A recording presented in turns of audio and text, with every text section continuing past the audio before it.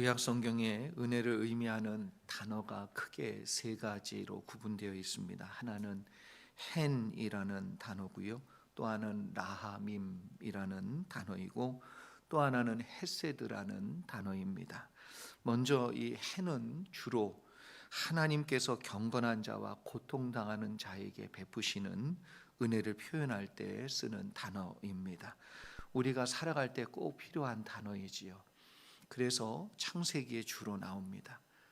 새들에게 하나님 축복해 주시고 은혜를 주시고 또 만물에게 그 살아갈 힘, 살아갈 은혜를 주실 때 쓰는 표현이기도 하지요. 그리고 마하밈은 죄 사함을 받은 은혜를 뜻할 때 주로 사용이 되었습니다. 또한 헤세드는 인자한 하나님의 성품과 그리고 본성을 표현할 때 주로 사용하는 그러한 단어입니다. 오늘 우리가 읽은 본문에도 은혜라는 단어가 나오는데 이 단어가 바로 헨입니다. 그런데 하나님께서 베푸신 은혜가 아니라 애굽 사람이 히브리 사람들에게 베푼 은혜의 이 헨이라는 단어를 특별히 쓰고 있다는 것에 우리가 좀 주목하기를 바랍니다. 왜 사람에게 받는 은혜인데 헨이라는 이 단어를 썼을까? 그것은 하나님께서 역사하셔서 애굽 사람이 이스라엘 사람을 불쌍히 여겼기 때문에 헨이라는 단어를 썼다는 것입니다.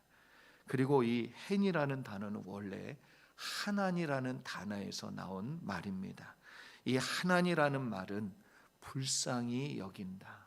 그러니까 불쌍히 여기는 마음에서 나온 말이에요. 그래서 호의를 베푼다라는 뜻도 가지고 있습니다. 다시 말해 은혜란 불쌍히 여기는 마음에서 출발하는 것입니다. 하나님께서 사람의 마음을 움직여 주셔서 불쌍히 여김을 받도록 은혜를 베풀어 주시는 것 그 자체도 은혜라는 거예요. 하나님이 직접 주시는 것도 은혜인데 사람들로 하여금 불쌍히 여김을 받아서 하나님의 은혜를 누리도록 만들어 주시는 것도 하나님의 헨, 하나님의 은혜인 것이지요. 그래서 하나님께서 직접 불쌍히 여겨 주시는 것도 은혜요. 하나님께서 역사하셔서 사람의 마음을 움직여 나를 불쌍히 여기도록 해주시는 그 역사하심도 하나님의 은혜라는 것입니다.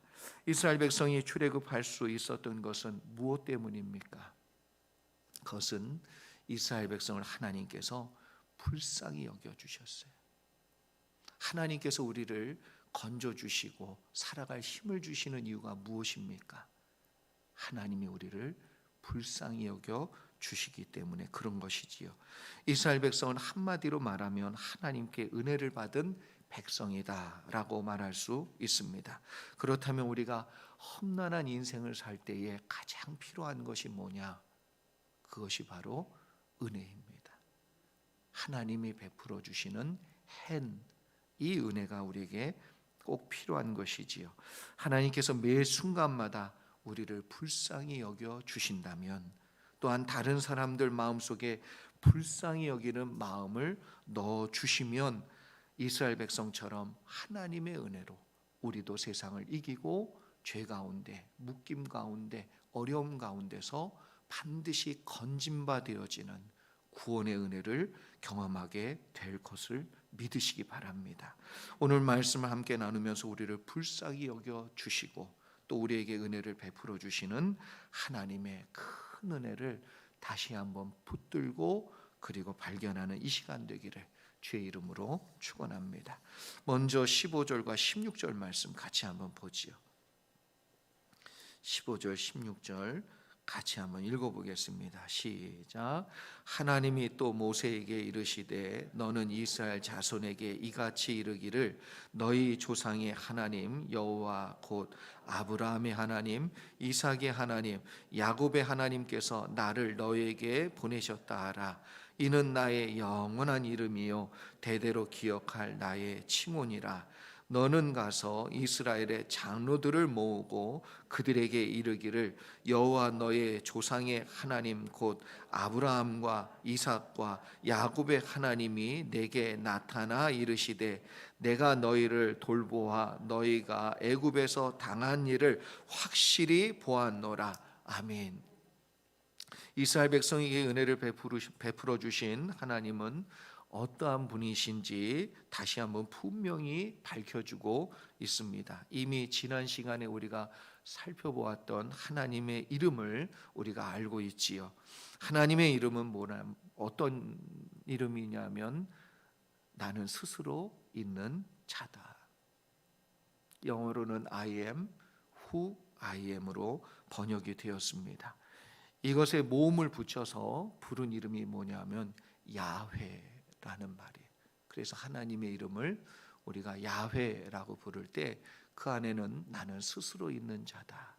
I am who I am 이라는 뜻을 품고 있는 거지요. 그런데 히브리 사람들은 이 야훼라는 이름을 함부로 부르지 못했어요.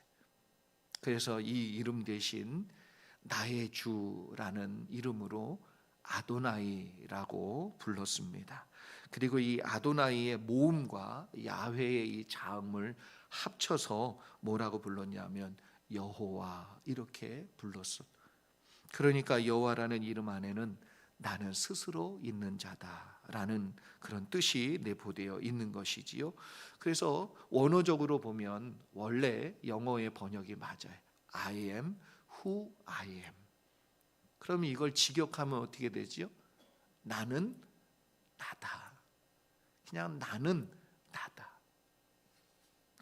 그래서 하나님이 어떠한 분이신지를 분명히 우리가 알 때 하나님은 나는 나다. 이 말을 다르게 얘기하면 나는 하나님이다. 또 다르게 표현하면 하나님이 하나님이시다. 그리고 하나님이 나의 하나님이 되어주시는 것을 분명히 뜻하는 말이 그 속에 담겨져 있습니다. 그래서 하나님은 15절에 이렇게 설명하세요. 나는 아브라함의 하나님, 이삭의 하나님, 야곱의 하나님이다. 이게 영원히 기억될 나의 칭호이다. 이렇게 말씀하고 있습니다. 이렇게 하나님의 이름을 설명하고 표현하신 이유가 무엇인가? 그것은 하나님만이 하나님이세요. 하나님 이외에 그 어떤 것도 하나님이 될 수도 없고 되어서도 안 된다라는 것을 분명하게 밝혀주고 있는 것이지요. 그래서 우리는 스스로 있는 자가 아닙니다. 하나님만 스스로 있는 자요. 하나님만 내 속에서 하나님 노릇하셔야 되고 하나님께서 하나님 되시는 역사가 있을 때 우리 가운데 하나님의 놀라운 기적과 구원의 은혜가 임한다는 것이지요. 하나님 노릇하는 것이 그래서 문제입니다. 누가? 내가. 내 속에 내가 하나님 노릇하는 걸 우리는 뭐라고 배웠냐면 죄라고 배웠습니다. 여러분 이걸 잊지 마셔야 돼요. 죄의 삭은 사망이라고 성경은 또 분명히 밝히고 있습니다. 여러분 잘 생각해 보면 무엇 때문에 일이 엉키고 꼬이지요? 무엇 때문에 미움이 생기지요? 무엇 때문에 받아들이지 못하고 무엇 때문에 마음이 불편하고 무엇 때문에 분노가 일어나고 무엇 때문에 내 마음에 화가 일어나고 있습니까? 솔직히 정직하게 나 자신에게 물어보세요. 무엇 때문에 그렇습니까? 내 안에 내가 하나님 노릇하기 때문에 그래요. 주님이 말씀하신 대로 하나님이 하나님 되시는 사건이 내 속에 있으면 내려놓게 되어 있어요. 내가 하나님 되려고 하는 마음 때문이라는 것을 분명히 알고 하나님 노릇하려는 이 죄를 내리는 그리고 버리는 저와 여러분 되기를 소망합니다. 그렇다면 어떻게 하는 것이 하나님 노릇하는 마음을 내려놓는 것일까? 그것은 하나님이 나의 하나님이 되시면 돼요. 아브라함의 하나님으로 경험한 것처럼 이제 하나님을 나의 하나님으로 모셔드리고 인정해드리고 경험하면 됩니다. 우리가 잘 아는 예수님의 제자 중 한 사람인 도마가 부활하신 예수님을 만나기 전에 절대로 믿을 수 없다고 얘기했어요. 그러니까 예수님이 다시 살아나셨다는 걸 나는 내 눈으로 똑똑히 보기 전에는 결단코 내가 믿지 않겠다, 이렇게까지 말했던 도마입니다. 그러나 살아계시고 부활하신 예수님을 만났어요. 그리고 옆구리에 손을 넣어봤습니다. 그분을 만져봤어요. 그리고 나서 도마가 요한복음 20장 28절에 이렇게 고백합니다. 도마가 대답하여 주께 말씀드리기를 나의 주 나의 하나님이여 라고 하니, 정말 살아계신 예수님을 경험하고 나서 도마의 고백이 뭐냐면 나의 주 나의 하나님이여. 결단코 믿지 않겠다고 고백했던 도마가 부활하신 예수님을 직접 만졌어요. 느꼈어요. 체험했어요. 그때 뭐라고 얘기하냐 하면 나의 주, 나의 하나님. 도마에게 손을 넣어보는 이 체험은 살아계신 하나님을 체험하는 순간이었어요. 역사하고 계신 하나님을 직접 만져보는 경험이었습니다. 나의 하나님이 되려면 우리도 하나님의 하나님 되심을 분명히 체험하는 사건이 내 생활 중에, 나의 삶 속에 있어야 돼. 저와 여러분이 그냥 여기 적혀 있는 글자 말고 이 말씀이 진짜고 이 말씀하신 하나님이 진짜 살아계시다는 걸 삶의 현장에서 생생하게 경험하셔야 됩니다. 그래야 나의 하나님이 되신단 말이에요. 나의 하나님이 살아계시다는 걸 경험하면 절대로 내 뜻대로 살 수 없고 내 마음대로 할 수 없고 내 마음이 나를 주장할 수가 없어요. 하나님이 나의 주가 되시고 나의 하나님이 되시는 역사가 있는 줄 믿습니다. 아브라함도 이삭도 야곱도 자신의 인생 가운데 살아계신 하나님을 경험하면서 그들이 하나님을 어떻게 알게 되었습니까? 나의 하나님으로 알았어요. 그래서 아브라함에겐 아브라함의 하나님이에요. 그렇다면 이제는 우리도 우리의 삶의 현장에서 체험하면 그 하나님은 나의 하나님이 되시는 것. 그럴 때 하나님께서 아브라함과 이삭과 야곱에게 약속하신 말씀 그대로 그들이 믿음으로 살았을 때 만나 주신 것처럼 하나님께서 이제 나의 하나님이 되어서 나의 인생 가운데도 만나 주시고 역사해 주시고 구원해 주시고 고쳐 주시고 인도해 주시고 해결해 주실 줄 믿습니다. 아브라함의 하나님, 이삭의 하나님, 야곱의 하나님께서 이스라엘의 하나님이 되셔서 지금 모세에게 애굽으로 가서 무슨 말씀을 전하라고 말씀해 주고 있습니까? 16절 후반절에 보면 이렇게 얘기하지요. 내가 너희를 돌보아 너희가 애굽에서 당한 일을 확실히 보았노라. 고난당하고 있고 슬퍼하고 있고 괴로워하고 있는 이스라엘 백성에게 위로의 말씀을 가서 전해주는 거예요. 하나님께서 나의 하나님이 되어 역사하실 때 우리에게도 하나님은 말씀해 주셔서 우리를 돌보고 계시다고.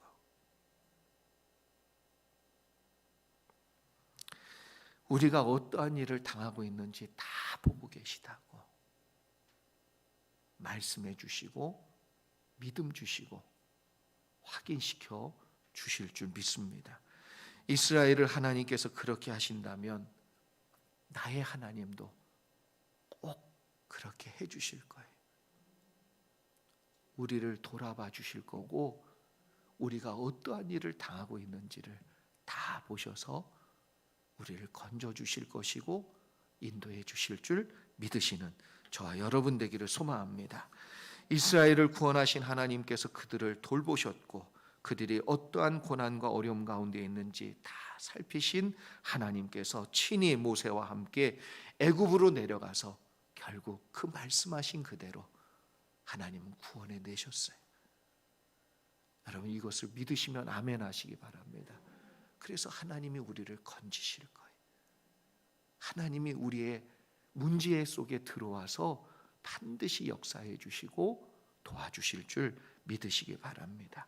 이제 우리가 하나님 노릇하던 것을 내려놓고 하나님으로 인정하고 하나님을 나의 하나님으로 받아들일 때 나의 삶 속에서 경험하게 될 하나님의 놀라운 구원의 은혜를 기대하시며 믿음으로 승리하시는 저와 여러분 되기를 주의 이름으로 축원합니다. 계속해서 17절 18절 말씀 함께 보겠습니다. 17절 18절 말씀 같이 한번 읽어보지요. 시작. 내가 말하였거니와 내가 너희를 애굽의 고난 중에서 인도하여 내어 젖과 꿀이 흐르는 땅 곧 가나안 족속, 헷 족속, 아모리 족속, 브리스 족속, 히위 족속, 여부스 족속의 땅으로 올라가게 하리라 하셨다 하면 그들이 내 말을 들으리니 너는 그들의 장로들과 함께 애굽 왕에게 이르기를 히브리 사람의 하나님 여호와께서 우리에게 임하셨은즉 우리가 우리 하나님 여호와께 제사를 드리려 하오니 사흘길쯤 광야로 가도록 허락하소서 하라. 아멘. 하나님께서 지금 모세에게 가장 필요한 말씀을 지금 해주고 계시지요. 모세는 솔직히 애굽으로 다시 들어가는 것이 참 그 마음의 부담이 크다 말할 수 있습니다. 그들에게 리더가 되거나 지도자가 되는 역할을 맡기실 때 얼마나 두려움이 컸겠어요. 왜 그렇습니까? 이미 40년 전에 애굽 사람들 손에서 핍박을 당하던 히브리 사람 돕기 위해 모세가 정말 사람까지 죽이는 일을 벌였는데도 불구하고 그 히브리 사람들은 도리어 모세를 어떻게 했어요? 누가 너를 재판장으로 삼았느냐? 그래서 그 말을 듣고 도망쳤지요. 그래서 모세가 계속해서 하나님의 콜링 앞에 변명을 댑니다. 하나님이 말씀하시는데도 거부합니다. 참 가기 힘든 내용이지요. 그래서 내가 무엇이 관대 이렇게 얘기하는 것을 우리가 생각해 볼 때 하나님 내가 무슨 권위가 있다고 내가 가서 이미 40년이나 지났고 애굽의 딸의 아들일 때도 그 백성은 내 권위를 인정하지 아니하고 듣지도 않았는데 내가 무슨 권위가 있다고 내가 무슨 자격이 있고 무슨 내가 위치가 된다고. 그러나 하나님께서 모세에게 무엇을 주시냐 하면 17절에 보면 말씀을 주세요. 말씀. 17절에 이렇게 얘기합니다. 내가 말하였거니와 내가 이미 말했다는 거예요. 그 말씀을 다시 너에게 준다는 거예요. 모세의 권위가 아니에요. 그래서 18절에는 뭐라 그러냐면 그들이 들으리니 무엇 때문에 듣냐 하면 모세의 권위 때문에 듣는 게 아니라 하나님의 말씀이기 때문에 듣는다는 거예요. 그래서 교회 안에 나타나는 모든 권위는 직분과 위치가 아니고요. 말씀이어야 합니다. 결국 말씀을 들을 줄 알고 말씀에 순종할 줄 알며 말씀대로 따를 수 있을 때 그 사람이 리더예요. 그리고 그런 사람이 리더가 돼야 말씀에 따를 줄 알고 순종할 줄 알고 받을 줄 아는 백성들이 따라가지요.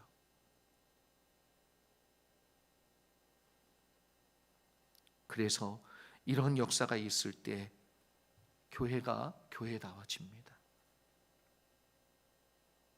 교회가 교회다워지는 것은 어떠한 권위가 있어서가 아니고요, 말씀이 권위가 될 때 하나님의 역사들이 이루어지는 것이지요. 직분이 권위가 아닙니다. 믿는 자의 권위와 교회 공동체의 리더십은 오직 말씀대로 행하고 말씀이 그것을 증명해 줄 때 세워지는 것입니다. 말씀으로부터 출발해야만 하나님의 역사가 이루어집니다. 여러분께 진짜 부탁을 드립니다. 거짓 없이 부탁드립니다. 최시영 목사가 말씀대로 하지 않으면 여러분 따라오실 필요 없어요. 믿으시면 아멘. 말씀대로 제가 안 하면 여러분 따라오시면 안 됩니다. 따라오실 필요도 없고 그게 맞아요. 교회의 결정과 사역들이 말씀에서 출발하지 않으면 여러분 따르시지 말기를 바랍니다. 참 이런 거 아멘 하기가 되게 힘드신 거 알아요. 근데 아멘 하셔야 돼요. 여러분들이 저에게 꼭 오셔서 얘기하셔야 됩니다. 왜 목사님 말씀대로 안 하십니까? 조언해 주시고 지적해 주시고 말씀하셔야 돼요. 그리고 최 목사와 교회 리더들은 오직 말씀의 권위로 여러분 서셔야 되고 또 그것이 반드시 먼저가 돼야 됩니다. 성도들도 말씀의 권위에만 순종하는 성도들 되시기를 주의 이름 축원합니다. 그러면 내 감정, 느낌, 생각이 아니라 내가 생각하고 판단하는 것과 달라도 하나님의 말씀에 여러분에게 들려주시고 맞다면 여러분 반드시 순종할 수 있는 종들 되기를 또한 부탁을 드립니다. 왜 이렇게 해야 됩니까? 모세가 자신의 권위로 행하려 할 때는 아무런 역사가 이루어지지 않았어요.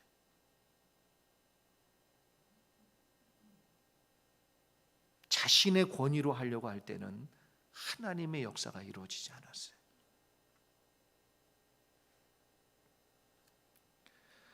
그러나 말씀으로 출발하고 말씀의 권위를 의지할 때는 백성들도 따르고 하나님도 역사해 주셨습니다. 여러분 이렇게 돼야만 하나님이 하나님의 일을 이루어 가십니다.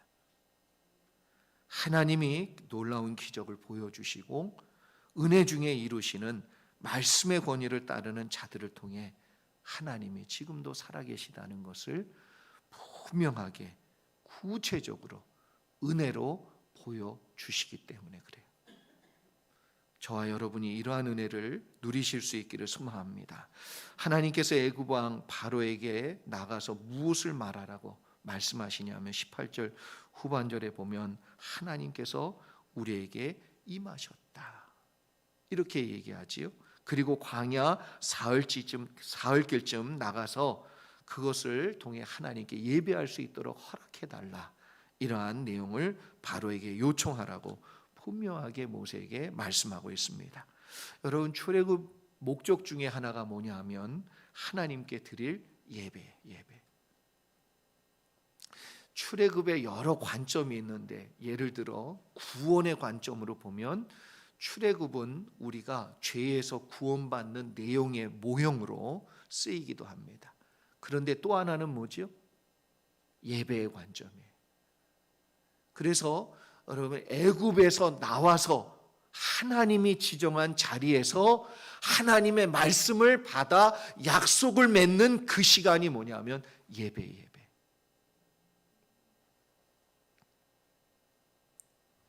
하나님께서 우리를 부르셔서 하나님 백성으로 삼아주시고 하나님의 약속의 복과 은혜를 누리게 하시는 이유 중에 하나가 무엇이냐 하면 하나님을 예배하는 자로 우리를 부르셨다는 거예요. 그래서 믿는 자들에게 예배란 구원 이후에 우리를 부르신 하나님의 목적과 이유라는 사실을 분명히 알고, 왜 그렇습니까? 이게 은혜의 가장 중요한 자리이며 시간이기 때문에 그래요.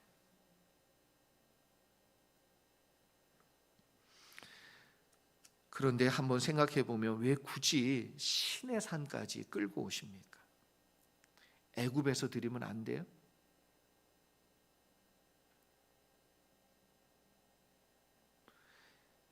애굽에서 드리면 왜 안 되고 왜 신의 산까지 나와야 되냔 말이에요. 굳이 신의 산이 있는 신광야에서 예배하게 합니다. 우리가 여기 본문에서도 사흘길이라고 나오는, 그래서 사흘 만에 갈 수 있는 그 광야 한가운데 있는 산이 하나님과 이스라엘 백성이 언약을 맺은 신의 산이요, 거기서 예배하는 장막이 지워지고 거기서 예배하기 이제는 시작하는 하나님의 놀라운 역사들이 일어나지요. 우리가 생각할 때는 애굽에서 예배드릴 수 없는가? 굳이 위험을 감수하고, 굳이 물도 없고, 굳이 불편하고, 굳이 험난한 광야까지 나와서 예배를 드려야 되는가? 이것이 우리의 질문이고 우리의 생각입니다. 그런데 애굽에서 나와 광야를 지나서 하나님과 말씀으로 만나는 자리인 신의 산까지 나가서 하나님을 만나고 하나님께 예배하도록 하나님께서 직접 말씀하고 계시는 거예요. 누구의 말이 아니고 하나님의 뜻이고 하나님의 말씀이 그렇다는 거예요. 여기서 우리가 신중하게 생각해 보기를 원합니다. 광야로 부르신 이유가 예배의 장소가 애굽보다는 광야가 낫기 때문에 그렇다라고 부인할 수가 없어요. 왜냐하면 여러분, 애굽은 하나님께 집중할 수 있는 장소가 아니에요. 하나님 말고 신경 써야 될 게 너무나도 많은 곳이에요. 그래서 도시에서 사는 사람들이 신앙생활하기가 어렵습니다. 바쁘게 살고 힘들게 살고 이러면 직장생활하기 정말 힘들고 어려워요. 그래서 신앙생활하기 진짜 힘듭니다. 그래서 여러분, 애굽은 하나님께 집중할 수 없는 환경을 가지고 있고 안전하긴 하지만 하나님을 의지할 필요가 없는 내용들이 너무나도 많이 있고요.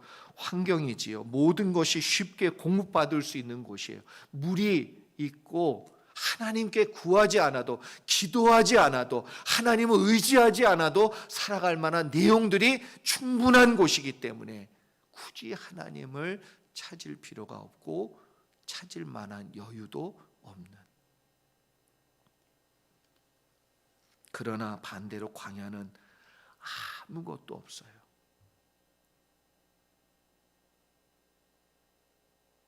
바쁜 사람이 기도하기 쉽겠습니까? 여러분, 여유가 있는 사람이, 평안한 사람이 기도하기 쉽겠습니까?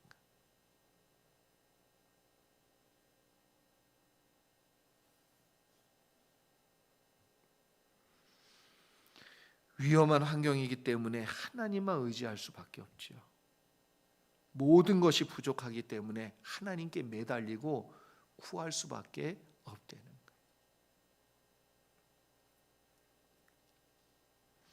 장소의 문제도 중요합니다. 그러나 더 중요한 건 다시 한번 말씀드리지만 하나님이 그렇게 하라고 말씀하셨기 때문에 그래요.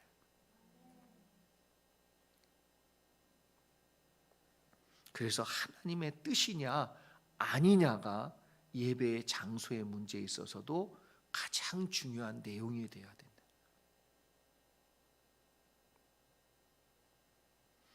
하나님이 애굽에 남아서 예배해라 그러면 애굽에 남아야지요. 굳이 신의 산까지 갈 필요 뭐가 있겠냔 말이에요. 하나님의 뜻이 애굽에 있으면 애굽에 남아야지요. 최근 들어 예배드리는 문제 때문에 한국 교회가 참 시끄럽습니다. 저도 이 문제를 다루기가 쉽지가 않다는 걸 알고 있고 조심스러워요. 그리스도인들 사이에 의견이 분분하고 이것 때문에 서로 다투기도 하고 비판하기도 하고 나뉘기도 하는 것을 보게 됩니다. 장소가 중요하지 않다고 생각하지 않습니다. 그런데 예배는 예배 장소에서 드리는 것이 전통적이지요. 그러나 또한 특별한 상황일 때가 있더라고요.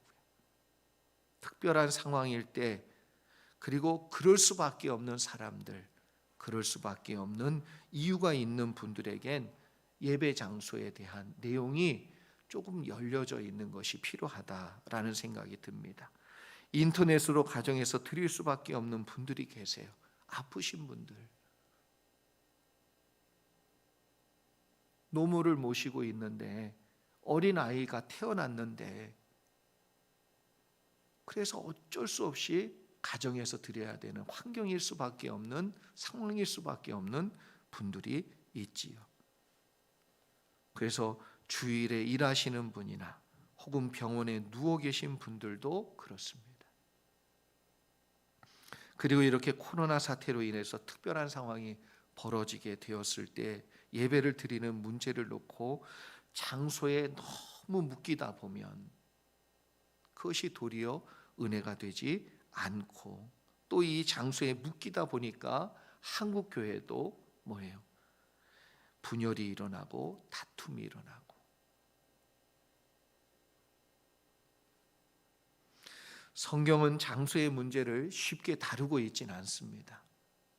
저도 이 문제를 놓고 다른 책들도 보고 연구도 해보면서 생각한 것인데, 쉽게 다루고 있지는 않지만 오늘 본문에서도 하나님은 이스라엘 백성에게 부담이 되는 길이었어요.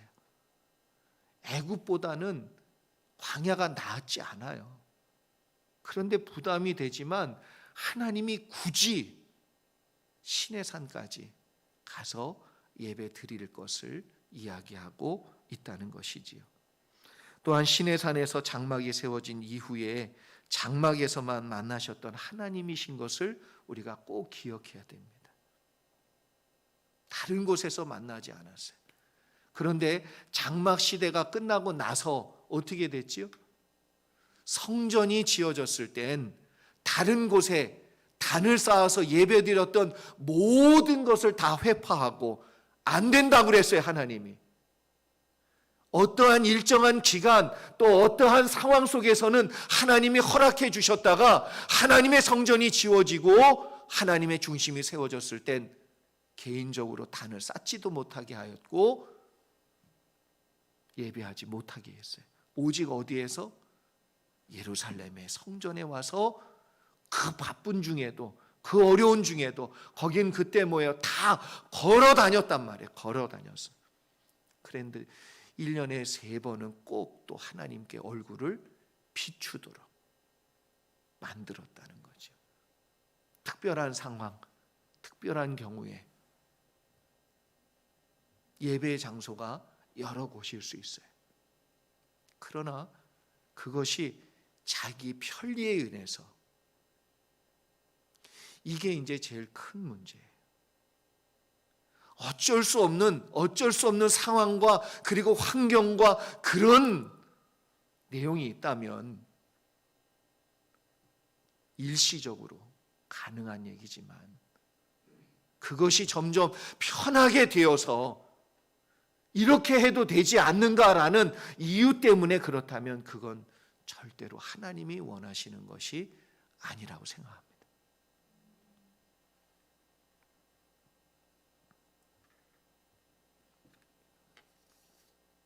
그래서 예배 장소인 교회에서 함께 드리는 것이 맞느냐 틀리냐 하는 것은 쉬운 문제가 아니죠.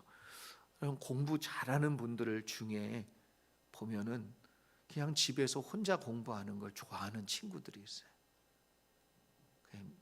가끔 그런 사람들이 있더라고요. 많지 않아. 근데 일반적인 우리들은 밤도 혼자 새면 안 되잖아요. 친구랑 같이 밤새잖아요. 함께 깨워주고 막 그래서 함께 공부하잖아요. 집에서 따로 함께 만나든지 도서관에서 만나든지 학교에 남아서 함께 공부하든지 함께 하면 또 힘이 나요.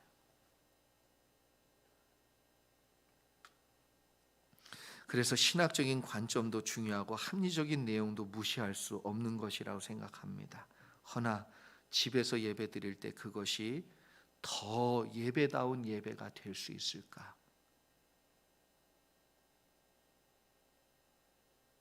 그것에는 의문이 있을 수밖에 없다. 그렇게 말씀드리고 싶어요. 그렇지만 환경보다 더 중요한 것은 다시 한번 말씀드립니다. 하나님의 뜻이냐예요. 하나님의 뜻을 물어봤을 때 내게 부끄러움이 없으면 하셔도 됩니다. 저는 그렇게 생각해요.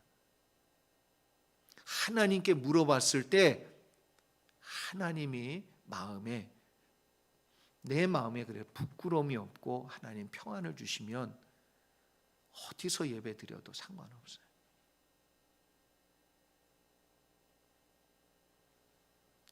저는 우리 교회 처음 방문하시고 예배 드리시는 분들에게 어느 날부터 등록하라고 말씀드려 본 적이 없습니다. 우리가 이런 시스템을 만들고 시작한 날부터 여러분 거의 대부분 그런 말씀을 다 들으셨을 거예요. 기도해 보시고 결정하시라고. 기도해 보라는 이유는 하나님의 뜻을 여러분들이 붙들고 신앙생활 하기를 원하기 때문에 그래요. 어떤 것이 됐든, 그래서 등록을 하든 안 하든, 예배 장소가 어디가 되었든, 교회가 되었든, 가정이 되었든, 내가 어떠한 선택을 할 때에 그것을 할 것인지 안 할 것인지도 다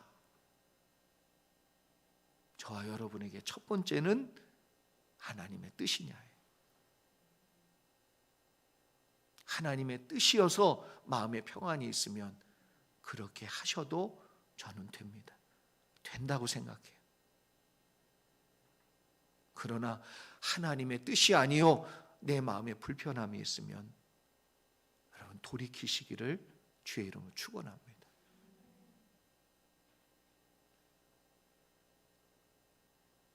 그래서 광야의 길이란 어렵고 힘든 길이라는 의미로 해석하기보다는 하나님의 뜻을 정확하게 들을 수 있는 장소요, 하나님의 말씀에 순종하여 걸어갈 길로 보는 것이 맞다. 하나님의 뜻을 따라가다 보면 반드시 만나게 되는 자리가 어디냐? 여러분 예배의 자리예요. 예배는 하나님의 은혜를 경험하는 장소이며 하나님께서 주시는 큰 은혜를 누리는 시간이 되는 줄 믿습니다. 마지막으로 21절과 22절 말씀 같이 한번 보겠습니다. 함께 읽습니다. 시작. 내가 애굽 사람으로 이 백성에게 은혜를 입히게 할지라 너희가 나갈 때에 빈손으로 가지 아니하리니 여인들은 모두 그 이웃 사람과 및 자기 집에 거류하는 여인에게 은폐물과 금폐물과 의복을 구하여 너희의 자녀를 꾸미라. 너희는 애굽 사람들의 물품을 취하리라. 아멘. 하나님께서 말씀하신 그대로 이스라엘 백성이 순종하여 어디로 나아갔어요? 광야. 그 광야는 어떠한 자리입니까? 예배의 자리.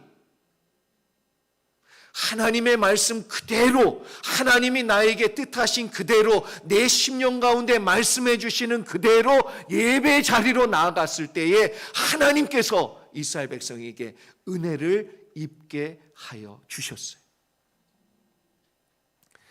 우리도 하나님의 말씀대로 그대로 순종하여 말씀에 따라 예배의 자리로 나아갈 때 하나님은 약속하신 그 은혜를 우리에게도 베풀어 주실 줄 믿습니다.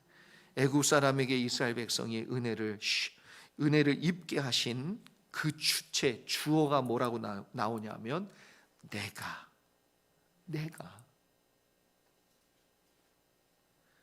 다시 말해서 하나님께서 은혜를 입도록 역사하시겠다는 거예요. 어떤 자들에게?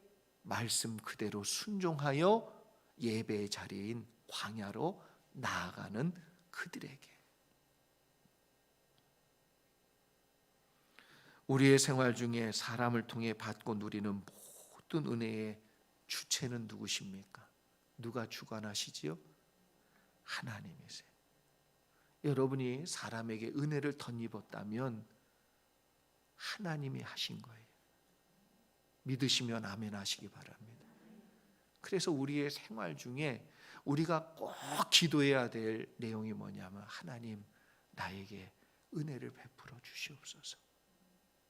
하나님이 직접 주시는 은혜도 경험하기를 축복합니다.